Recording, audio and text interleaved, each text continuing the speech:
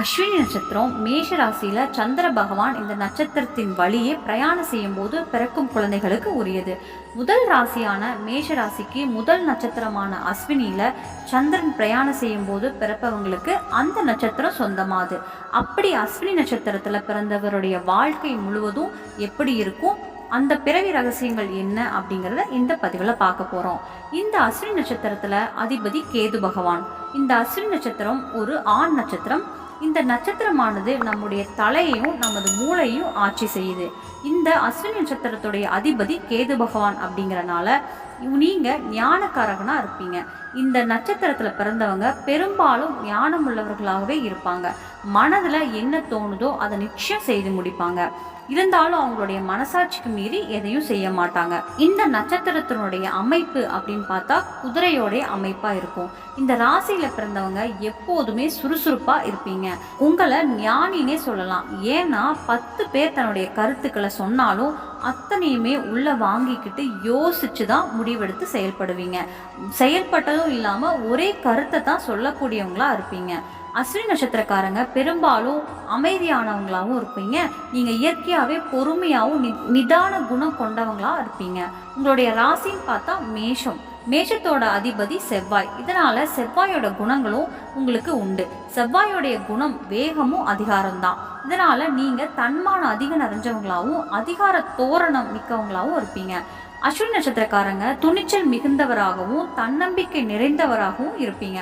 பொதுவாக நீங்கள் யாருடைய சொல் பேச்சையும் அவ்வளோ சீக்கிரம் கேட்க மாட்டீங்க. உங்களுக்கு என்ன தோணுதோ அதைத்தான் நீங்கள் செய்வீங்க. அப்படியே செஞ்சாலும் நீங்கள் நன்மையாக தான் செய்வீங்க.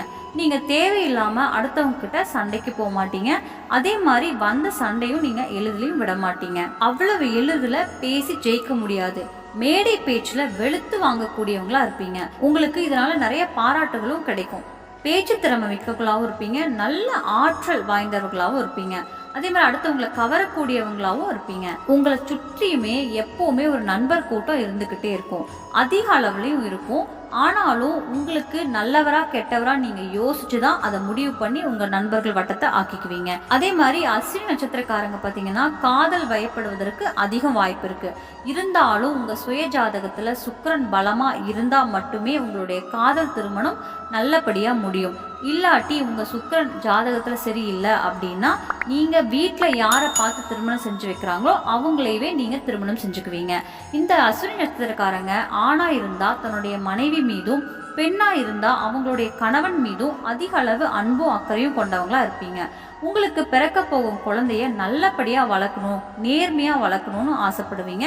அது மட்டும் இல்லை, உங்கள் குழந்தைய ஊர் போற்றும் உலகம் போற்றும் மொத்தமாக வளர்க்கவும் ஆசைப்படுவீங்க. உங்களுடைய தொழில் அப்படின்னு பார்த்தா உங்கள் தொழிலில் நேர்மையாக இருப்பீங்க. நீங்கள் தொழில் செஞ்சுட்டு இருந்தவங்களாகவும் இருந்தாலும் சரி, வேலைக்கு போகிறவங்களா இருந்தாலும் சரி, நல்ல திறமைசாலியாக இருப்பீங்க. உங்கள் திறமையை எண்ணி சிலர் போட்டி பொறாமை அந்த மாதிரியும் இருக்கும். திறமையினால பதவி உயர்வும் கிடைக்கிறதுக்கு வாய்ப்புகள் இருக்கு. நீங்க 22 வயசுலேருந்து 30 வயசுக்குள்ளாக இருக்கீங்க அப்படின்னா இருசக்கர வாகனங்களுக்கும் 4 சக்கர வாகனங்களுக்கும் வாங்கக்கூடிய யோக அமைப்புகள் மிகவும் சிறப்பா இருக்கும். இந்த கேது தசை மொத்தமா 7 வருஷம் நடக்கும். இந்த குழந்தை பருவத்து காலகட்டத்தில் சளி காய்ச்சல் இந்த சில தொந்தரவுகள் வரக்கூடும்.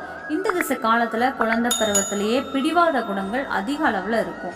இதுக்கு அடுத்ததாக வர்றது பார்த்தீங்கன்னா, அதாவது 2ஆவதாக வரக்கூடிய திசை சுக்கிர திசை. இந்த சுக்கிர திசை மொத்தமாக 20 வருஷம் இருக்கும். சுக்கிரன் ஆட்சியோ உச்சம் பெற்றிருந்தாலோ இல்லை திரிகோணங்கள்ல இருந்தாலோ சுப வளவுடைய பார்வைகள் இருந்தால் கூட இந்த திசை காலகட்டங்களில் 24 வருஷம், அதாவது நீங்கள் நினச்சது எல்லாத்தையுமே அடைய முடியும். சுக்கிரன் வலுவாகவும் நல்ல இடத்துல ஆட்சி பெற்று இருந்தால் 24 வருஷங்களுக்குள்ளாவே உங்களுடைய வாழ்க்கைக்கு தேவையான அத்தனையும் உங்களுக்கு கிடைச்சிரும்.